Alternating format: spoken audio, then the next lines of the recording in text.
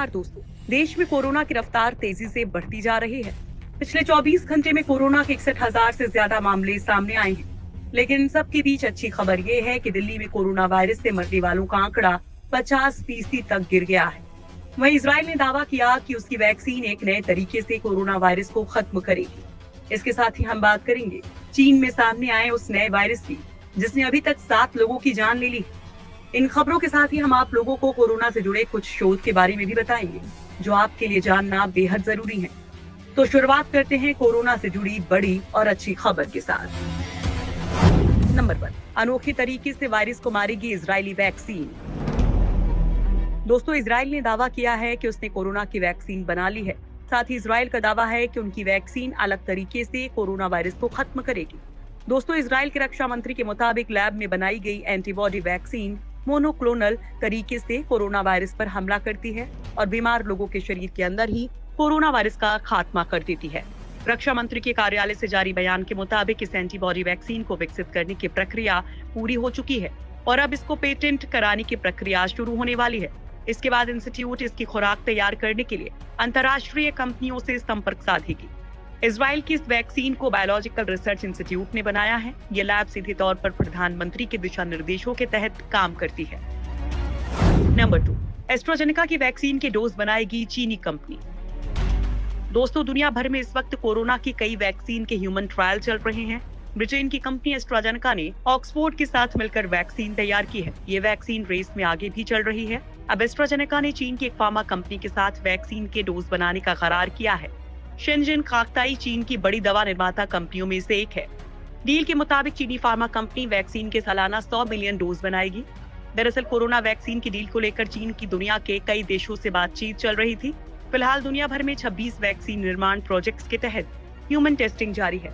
इनमें से 8 चीनी वेंचर्स ही हैं। वहीं एस्ट्राजेनेका ने भारत के सीरम इंस्टीट्यूट से भी वैक्सीन के डोज बनाने का करार किया है। नंबर 3, RT-PCR की तुलना में बेहतर है इजरायली तकनीक। दोस्तों, लंबे समय तक संक्रमण के खतरे को देखते हुए कोरोना की नई और आसान जांच शुरू करने के लिए दिल्ली में 10,022 लोगों के सैंपल लेकर शोध किए जा रहे हैं।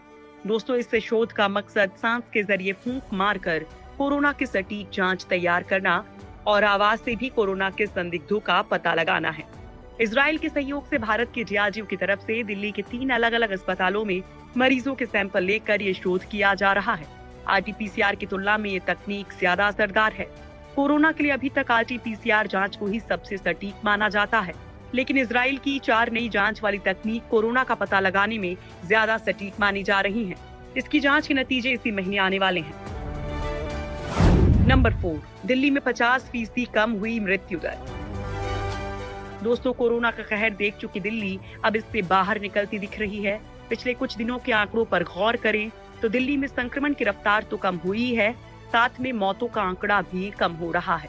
दिल्ली में इस महीने के पहले हफ्ते मृत्यु दर घटकर महज 1.5% रह गई है, जो जून महीने के मुकाबले आधी है।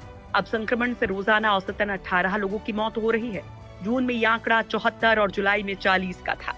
सरकार की ओर से उठाए जा रहे कदमों से मौत की संख्या कम हो रही है। दिल्ली स्वास्थ्य विभाग के मुताबिक 31 जुलाई से 6 अगस्त के बीच संक्रमण के 8,000 मामले आए और 120 लोगों की मौत हुई। इस हिसाब से देखें तो मृत्यु दर 1.5% रही। नंबर 5, नोएडा को मिला नया कोविड अस्पताल।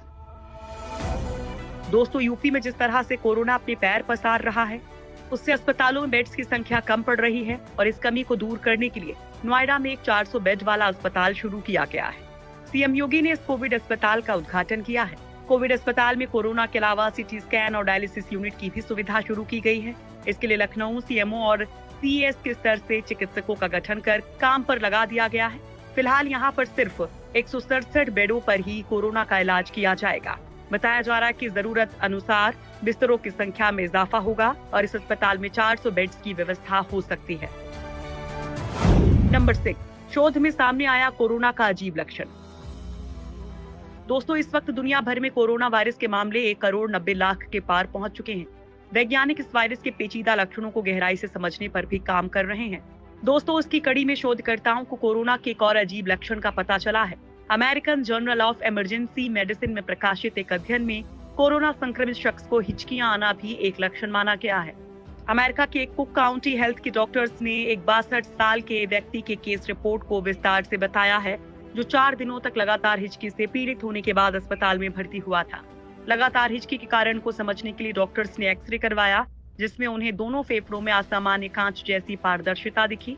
बाद में जांच कराने पर वो शख्स कोरोना पॉजिटिव निकला। नंबर 7, ब्लड टेस्ट बताएगा कोरोना से जान का कितना खतरा। दोस्तों, कोरोना जितनी तेजी से लोगों को अपनी चपेट में ले रहा है, उतनी तेजी से वैज्ञानिक ये पता लगाने में लगे हैं कि आखिर कोरोना से लोगों को कैसे बचाया जाए।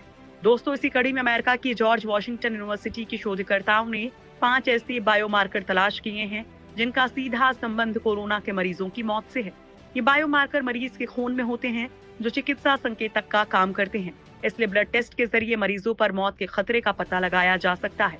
ये शोध फ्यूचर मेडिसिन जर्नल में प्रकाशित किया गया है। इस शोध से डॉक्टर्स को अमेरिका में कोरोना मरीजों की स्थिति का सटीक अनुमान लगाने में मदद मिलेगी। शोधकर्ताओं ने कोरोना से संक्रमित 299 मरीजों पर यह अध्ययन किया है।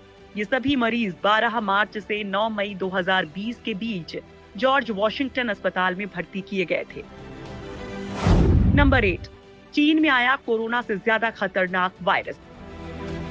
दोस्तों, अभी तक दुनिया वुहान से निकले कोरोना वायरस से उबर भी नहीं पाई है कि चीन में एक नए वायरस ने तबाही मचानी शुरू कर दी है। दोस्तों, इस वायरस के चलते चीन में 7 लोगों की जान जा चुकी है, तो 67 और लोग इससे संक्रमित मिले हैं। चीन में मिला ये वायरस जल्द ही इंसान से इंसान में फैलने और संक्रमित करने की ताकत हासिल कर सकता है। 6 अगस्त तक इस वायरस ने अपनी ताकत का प्रदर्शन कर दिया है और 7 लोगों की जान ले चुका है। इस वायरस को चीनी मीडिया SFTS नाम दे रही है।